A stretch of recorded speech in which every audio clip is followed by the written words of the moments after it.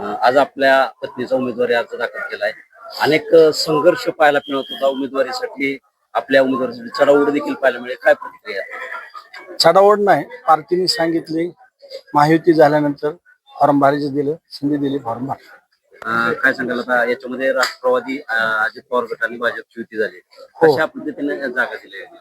3 जिल्हा परिषद गट भारतीय जनता पार्टी, 3 राष्ट्रवादी, शिंदे मामाकडे, 3 बागलवाडी मामा भाजपाकडे. आज उमेदवारी अर्ज दाखल करण्यासाठी या ठिकाणी माझ्या दिसत नाही.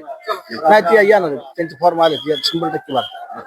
म्हणजे आशिष गायकवाड आहेत, सगळे मामाचे सगळे माणसं बरोबर आहेत. तुमच्यासमोर कुणाचं आव्हान असणार आहे? नाही माहिती. विट गटातूनच शशिकांत पवार यांच्या पत्नीचं म्हणजे भाजपचे ग्रामीणचे लोकाध्यक्ष यांच्या पत्नीचं सुद्धा नाव समोर येत होतं. त्यांनी सुद्धा विट गटातून उमेदवारीसाठी बऱ्यापैकी फिल्डिंग लावली होती. भारतीय जनता पार्टी मोठा पक्ष, इच्छुक असणं चूक नाही.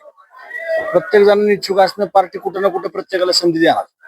आता हे दोन पार्ट्या एकत्र आल्यामुळे कुठंतरी बंडखोरी होऊ शकते का? ती कशा पद्धतीने रोखली जाऊ शकते? नाही, 99% बंडखोरी होणार नाही. दोन्ही एका विचाराचे काम करणारे, देशात राज्यात सत्तेत एकत्र काम करणारे, विकास करताना बरोबर असल्यास 100% फायदा होणार.